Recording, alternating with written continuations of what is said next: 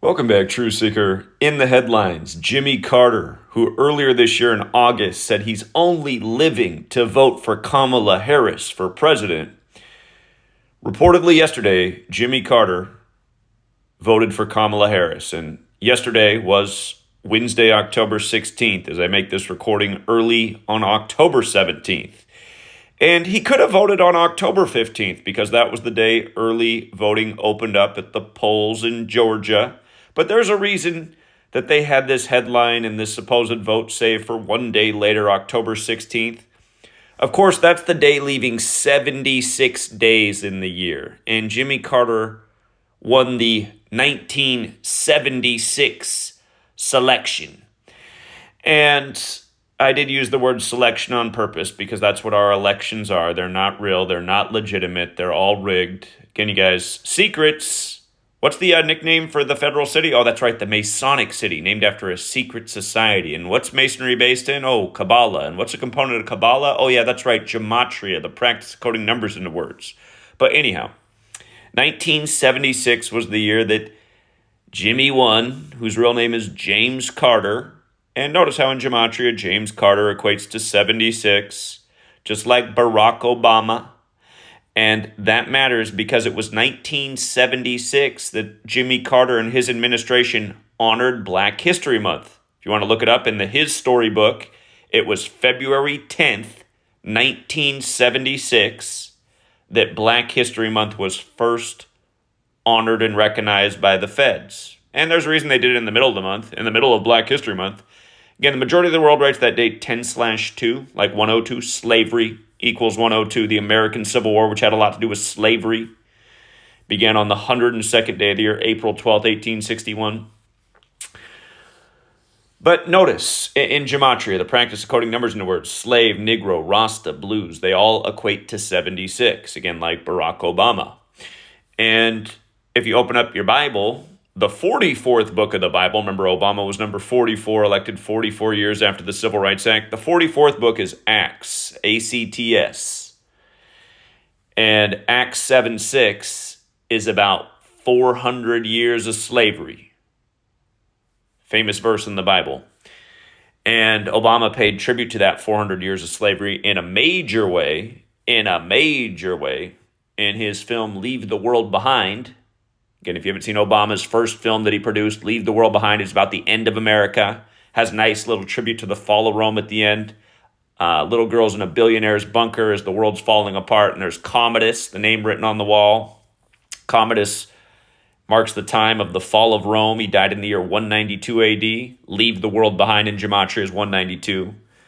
That movie came out while Yale and Skull and Bones were in their 192nd year of existence, but well, Yale was in its 322nd year of existence, but the secret society there, Skull and Bones, was in its 192nd year. Anyhow, keep in mind Skull and Bones equals 76 as well. Just like George W. Bush, born on 7/6, the Georgia Guidestones. The Georgia Guidestones, down where Jimmy Carter's from, they came down on George W. Bush's 76th birthday on 7/6.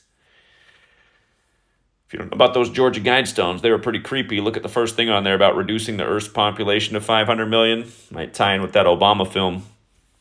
But, yeah, I mean, just, it's just another day of news by the numbers on the day leaving 76 days left in the year. James Carter votes for potentially the first Black female president who,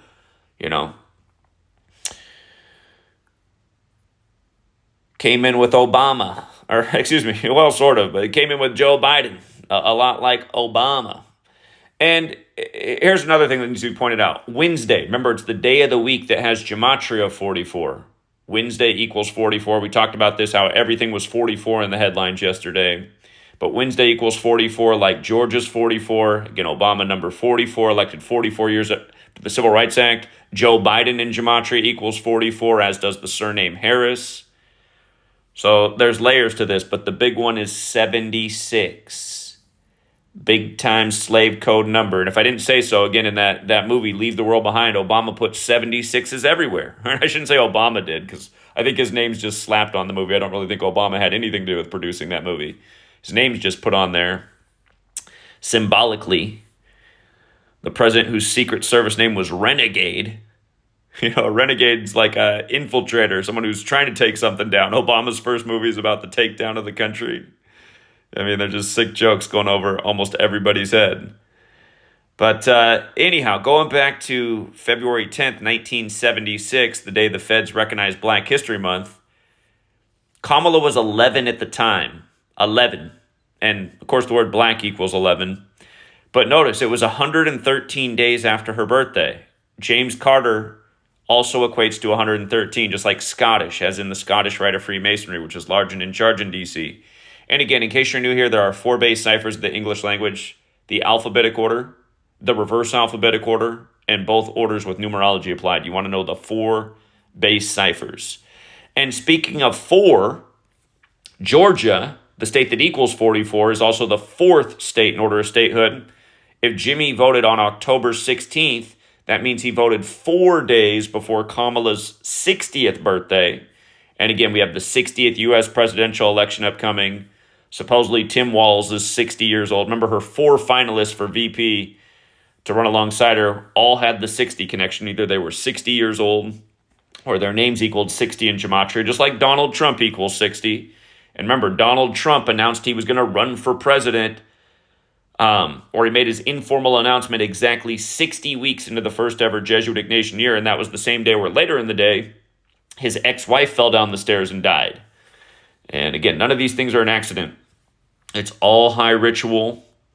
Don't forget, Jimmy Carter's wife died the day before Joe Biden's birthday. And don't forget, she lasted 2 days in hospice care, where he's lasted 2 years. And we did see him earlier this year out in the public. They had him out at a funeral for a former Congress member, and he was being wheeled around on a dolly. It was like a standing wheelchair, and he looked like a vegetable. It literally looked like Weekend at Bernie's White House edition. So anyhow, here we are nearly a whole year later. It's now the end of the year, and apparently he's casting votes by the numbers. He's like, no, I don't want to go on Tuesday. I want to do the Kabbalah code. Let's go tomorrow on the day leaving 76 days left in the year. My great year, 76. And remember, it was this past August. Remember, we talked about this headline on August 3rd that went out everywhere. Jimmy Carter only living to vote for Kamala. And look at the headline. I'm trying to make it what they emphasize. I'm trying to make it 83, like the 8-3 date of the headline. Remember, election equals 83. Murder equals 83. The song by The Police, Murder by Numbers, came out in 1983. It's about how murder is the sport of the elected. We saw what they did to Pete Rose recently, dead at 83 on the 83 date numerology, 83 days before Steve Garvey's birthday, the former MLB star who played for the Dodgers and Padres. This whole baseball season was synced up with, as we covered from spring training. But again, when ESPN put out the story about Pete Rose dying, the breaking news, they had a picture of Pete Rose standing in front of Steve Garvey. Again, murder 83, election 83, Pete Rose dead at 83 on 83 date numerology. You know what else? That was the last day of the MLB regular season, and the last games were in Georgia. And Pete Rose's 44-game hit streak ended in Georgia. Again, Georgia equals 44, like Wednesday, like the day of Jimmy's vote. Oh, let's not forget that when they called Georgia for Joe Biden in 2020, that was on the 44th day of Jimmy Carter's age. Let's not forget that either. You know, that controversial election that was simulated at Jesuit Georgetown on June 12, 2020 with the Transition Integrity Project, where it was simulated that Trump would narrowly lose, refused to step down, saying he was cheated, which would lead to deadly violence in America. Hello, January 6th, that was all simulated. They told you Georgetown was all boarded up in advance. But yeah, again, I don't know why the world hasn't caught on to this knowledge. I've been here 11 years calling out the future in spades before it happened. And every day, this knowledge is completely verifiable. You think this would be the most viral thing on the web every single day. You think this is what all the Americans would be passing around. So they get caught up in all the propaganda. They'd be like, man, we got to wake up to these games they're playing with us. This American dream, we are asleep. But yeah, James Carter, 113 with the alphabetic order, 76 with the reverse alphabetic order numerology, Perfect rituals over time. Don't forget, Kamala was born 110 days after the Civil Rights Act. Civil Rights Act, July 2nd, 1964. Her birthday, October 20th, 1964. 110 days later matters because president equals 110. Don't forget when Gerald Ford gave the speech at the Herbert Hoover Library telling the little girl that someday a woman will become president, not when she's voted in, but when an old man who's president dies and there's a woman VP. Again, Gerald Ford told us that October 18th, 1989. We're close to that anniversary. The 35th anniversary of that's tomorrow. But Kamala Harris born the exact same day that Herbert Hoover died, October 20th, 64, year of the Civil Rights Act, 44 years before Obama. Again, these are selections. These people put up on the world stage, they're born to be. And then the populace in the dark gets caught up in all this rigged political theater where neither of these parties represent us. They just play with us. They just play games with us. Just like this right here. This is a game. This is a mockery. Jimmy Carter's been in weekend at Bernie's mode for a long time.